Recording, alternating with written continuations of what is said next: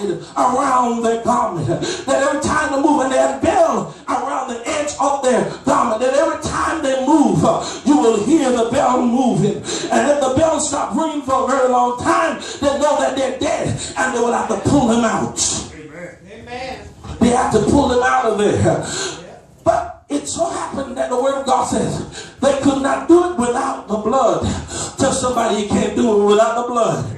Without the blood, they couldn't go in the holies of holies without the blood. Hallelujah. Because they need the blood. They had to go in the blood, and they had to offer sacrifice for themselves and the people of God. Amen. And so it went on.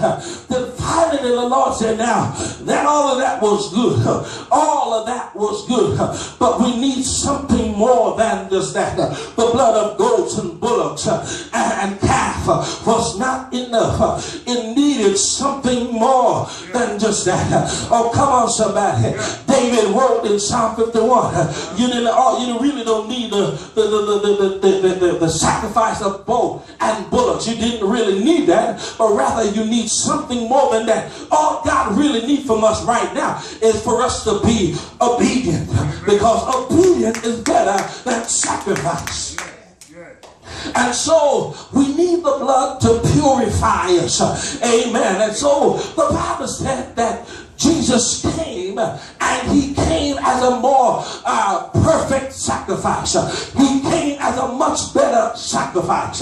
He came as a high priest for us all. And he went in and he offered the sacrifice that was required for our sin. And he did it once for all. You got to understand, the priest would go once a year. But when Jesus went on the cross, someone said he was wounded for my transgression. He was bruised for my iniquity. The chastisement of his peace was upon us, and by his stripes we are healed. The next thing the blood does is that it heals, because of the stripe of Jesus Christ, because he was whooped, he was stabbed, he was spat upon, and because, if you think about it, every time he got whooped, he got cut, and every time he got cut, the blood flowed, and every time the blood flowed, you are healed. Because of the blood, you are healed. Somebody praise the Lord.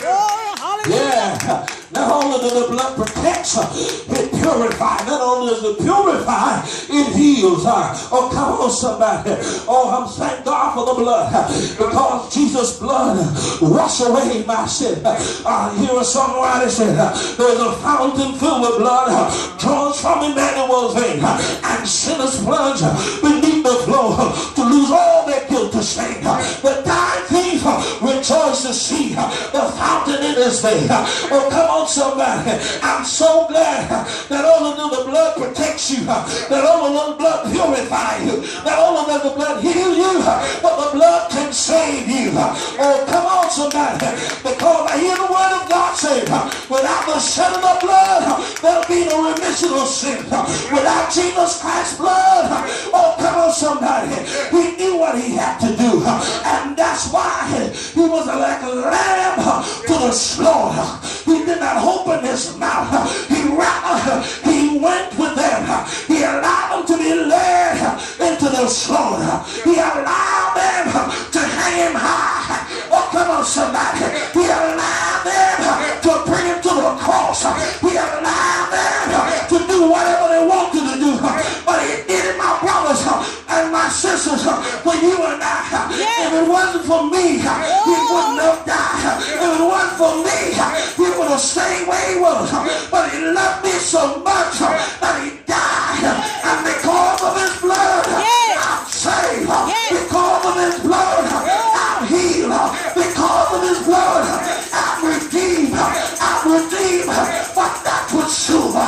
I'm redeemed, but that was gold. I'm redeemed by the blood of Jesus that flowed from Calvary. Somebody praise the Lord.